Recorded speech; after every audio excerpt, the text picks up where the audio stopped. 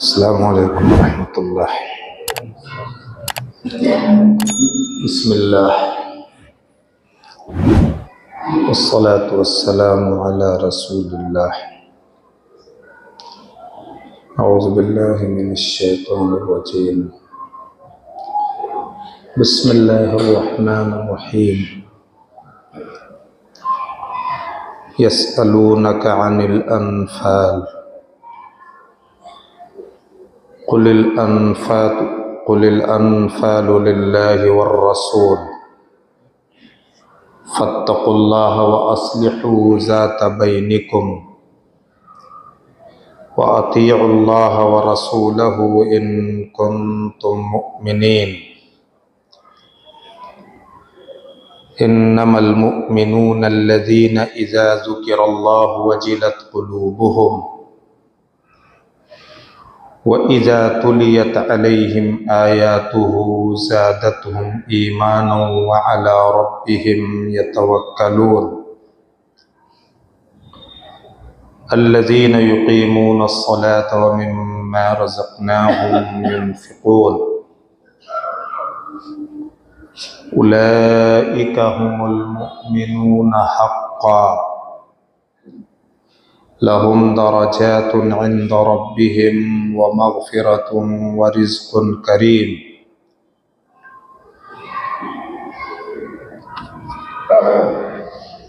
थोड़ी देर कुरान सुनने के लिए या सुनाने के लिए, सीखने या सिखाने के लिए वक्त देना ये बहुत बड़ी नेकी है।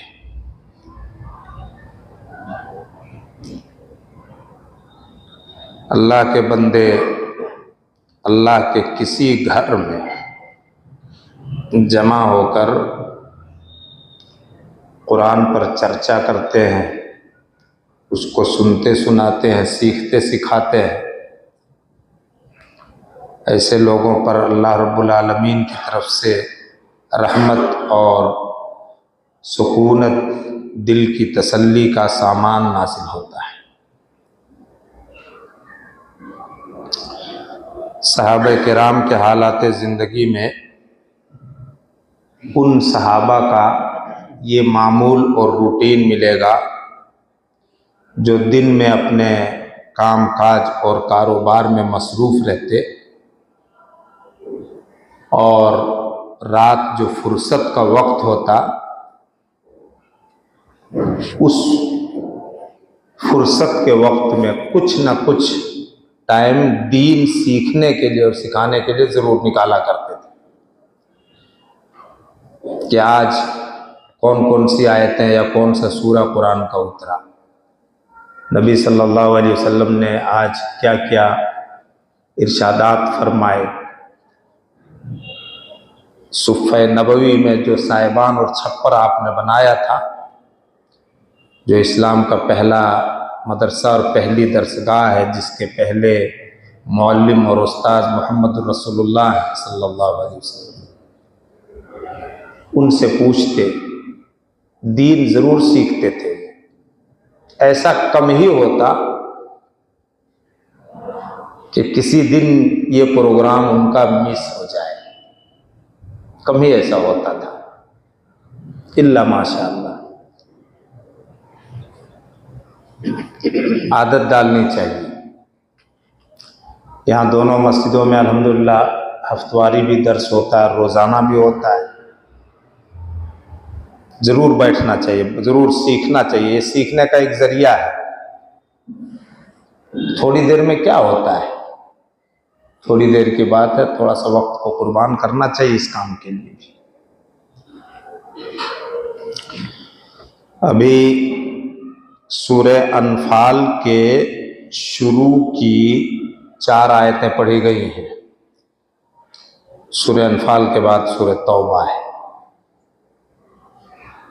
दोनों सूरतों का मजमून तकरीबन मरकज़ी मजमून मिलता जुलता है और ये मदनी सूरत है। इसी सूरह में कुफ्र इस्लाम की पहली मारिकतुल आरा जंग और गज़वे बद्र का तज़किरा है। गज़वे बद्र के दिन को अल्लाह ने यौमुल फुरकान कहा है। हक और बातिल के बीच, झूठ और सच के बीच, कुफ्र इस्लाम के बीच, तौहीद और शिर्क के बीच फर्क करने वाला वो दिन था। मक्का के मुशरिकों को बड़ा नाज था अपनी ताकत व कुव्वत पर, बड़ा घमंड था कि आज बड़ी मुश्किल से मौका मिला है, मक्के में तो हम नहीं इनको मिटा सके, आज इनके घर घुस करके जाके मारेंगे। बड़े घमंड में आए थे कि वो हमारा क्या कर लेंगे, जिनको खाना भी भरपेट मुयस्सर नहीं। तो अल्लाह रब्बुल आलमीन ने इस गज़वे में, जो इस्लाम और कुफ्र की पहला गज़वा है, मुसलमानों को फतह दी, जीत अता फरमाई, जिसमें सिर्फ 313 थे और मक्का के कुफ़ार व मुशरिकीन की तादाद 1000 थी। उनको अपनी तादाद पर बड़ा घमंड था, अपनी तैयारी पर। अल्लाह ताला ने इस गज़वे में माले गनीमत हाथ लगाया मुस्लिम मुजाहिदीन को। ये पहला मौका था।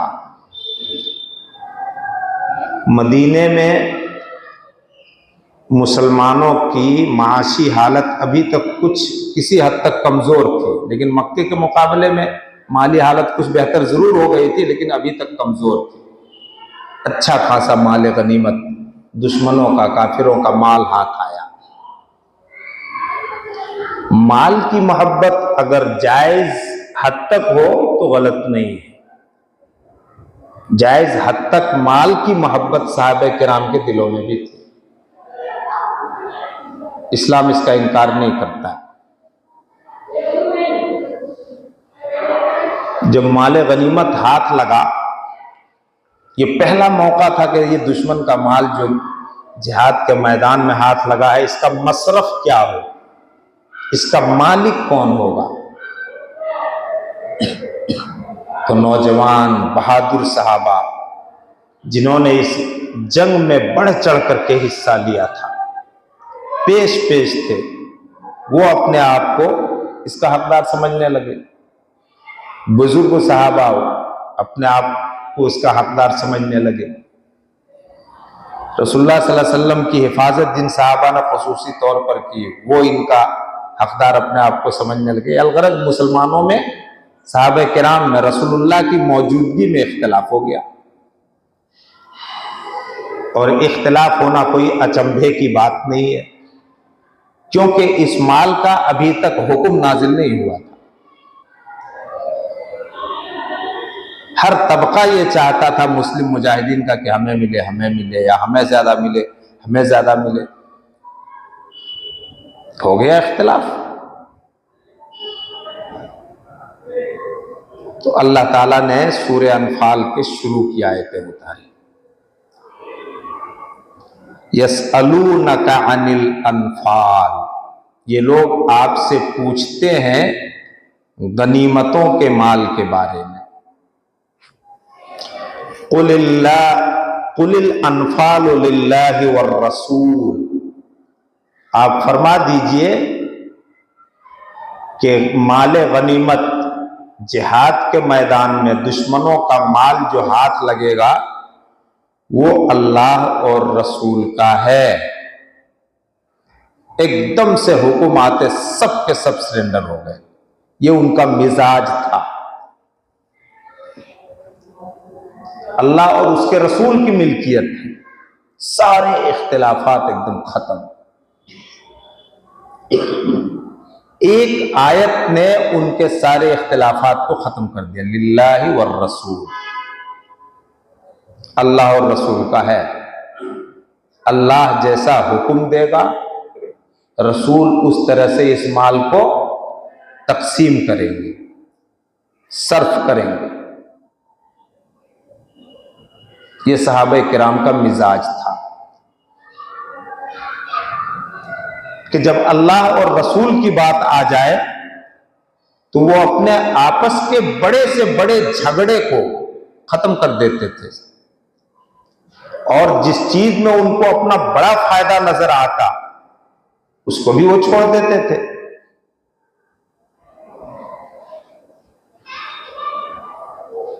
अल्लाह ताला ने हुक्म दिया फत्तकुल्लाह, तुम्हारा काम है अल्लाह से डरो, खास तौर से माल के सिलसिले में, कि एक माल में कई लोगों की मिल्कियत हो, एक से ज्यादा हिस्सेदार हो, तो बंटवारे में, तकसीम में छल कपट की वो हो जाती है, खुर्द बुर्द करने का इरादा पैदा हो जाता है। हमेशा के लिए अल्लाह ताला ने मुसलमानों को यह हिदायत दी, फत्तकुल्लाह, अल्लाह से डरो। यही वो चीज है जो तुम्हारे अंदर अगर मौका आ जाए माल तकसीम करने का, तो तुम किसी किस्म की गड़बड़ी नहीं करोगे, कमी बेशी नहीं करोगे। दूसरे नंबर पर हुक्म दिया व अस्लिहू ज़ाता बैनिकुम, अपने आपस के ताल्लुकात की इस्लाह करो,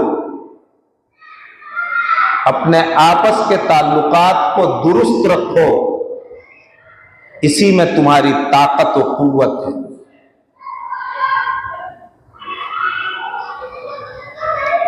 या अय्युहल्लज़ीना आमनू अतीउल्लाह व अतीउर रसूल वला तनाज़उ फतफ़शलू वतज़हब रिहुकुम, अगर झगड़ोगे तज़हब रिहुकुम, इसी सूरे में, तो तुम्हारी हवा उखड़ जाएगी, कमजोर हो जाओगे। तो अस्लिहू ज़ाता बैनिकुम, आपस के ताल्लुकात को बेहतर रखो, और माल की तकसीम में जिसमें एक आदमी से ज्यादा का हिस्सा है, अगर उसमें तुम गड़बड़ी करोगे और तुम्हारी गड़बड़ी पकड़ी गई तो ये यकीनी बात है कि आपस के ताल्लुकात बिगड़ेंगे, जिसका तुम हक मारोगे।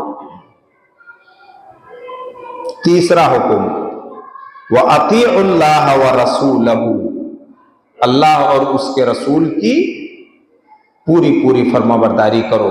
बार बार जिन लोगों ने अपनी जिंदगी को कुर्बान कर दिया था, वक्फ कर दिया था अल्लाह और उसके रसूल की फर्माबरदारी में, उनको बार बार हुक्म हो रहा अल्लाह और उसके रसूल की फर्माबरदारी करो। बस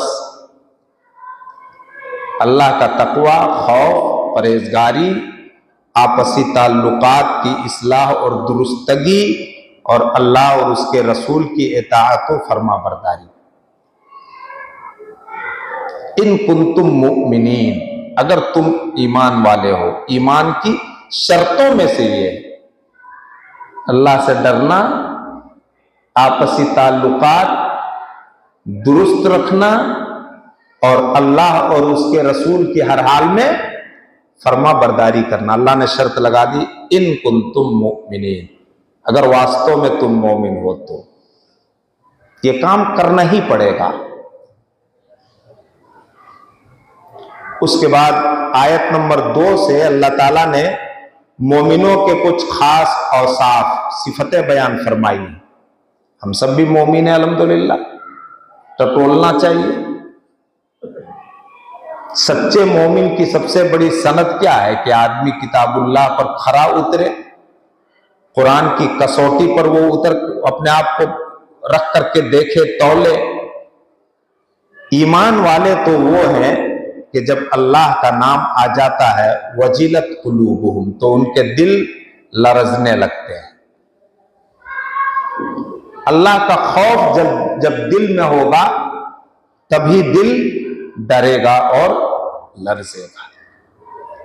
ये पहली सिफत। दूसरी, वइज़ा तुलियत अलैहिम आयातुहु ज़ादतहुम ईमाना, जब उनको अल्लाह की आयतें पढ़ करके सुनाई जाती हैं तो उनका ईमान और ज्यादा बढ़ जाता है। अल्लाह की आयतें सुनना, सुनाना उस पर गौर व फिक्र करना, ये ईमान बढ़ने और मजबूत होने का एक जरिया है, जिससे एक तो सुनाया भी नहीं जाता, कम से कम सुनाया जाता है, अल्लाह की आयतें कम से कम पेश की जाती हैं, कम से कम सुनाई जाती हैं। अगर सुनाने का ऐलान हो जाए तो पहले से आधे से ज्यादा नमाजी उठ के भाग जाते हैं, जबकि मुस्लिम बस्तियों में कितने नमाजी वो भी जाओगे, कितना परसेंट रह जाता है, देख लीजिए। तो ईमान कहां से मजबूत होगा, ईमान में बढ़ोतरी कहां से आएगी? ईमान में इजाफा और बढ़ोतरी का जो नुस्खा अल्लाह ताला ने कुरान करीम की शक्ल में दिया है, उसी से लोग भागने लगे। अल्लाह का नाम आए तो दिल उनके कांपे, डरे। अल्लाह की आयतें उनको पढ़ करके सुनाई जाए तो फिर उनका ईमान बढ़ जाता है और हर सूरत में रब ही पर, अपने रब पर भरोसा करते हैं। ये तीसरी सिफत है मोमिनों। मुसलमानों का, मोमिनों का एक परिचय अल्लाह ताला ने करवा दिया है। भरोसा करने का मतलब क्या है कि अपनी जरूरत के मुताबिक, अपने काम काज के मुताबिक जायज तदबीरें इख्तियार करके, जायज मेहनत करके परिणाम को अल्लाह के हवाले करना, अल्लाह पर भरोसा करते हुए। यह है तवक्कुल। अल्लाह खिला देगा, अल्लाह खिला देगा। हर वक्त मस्जिद में बैठे हैं, काम काज पे जा नहीं रहे, खिला क्यों देगा? बहुत बड़ा रज़्ज़ाक है। खिलाने के लिए अल्लाह ने शर्त लगाई है, मेहनत करो, हलाल रोजी की तलाश बहुत बड़ी इबादत है। अल्लाह की जमीन पर फैलो, मेहनत करो। वो वाक़या सुना होगा ना हदीस का, है? अल्लाह पर भरोसा करके एक सहाबी ने ऊंट को बिना बांधे छोड़ दिया। अल्लाह के रसूल ने कहा पहले बांधो फिर अल्लाह पर भरोसा करो।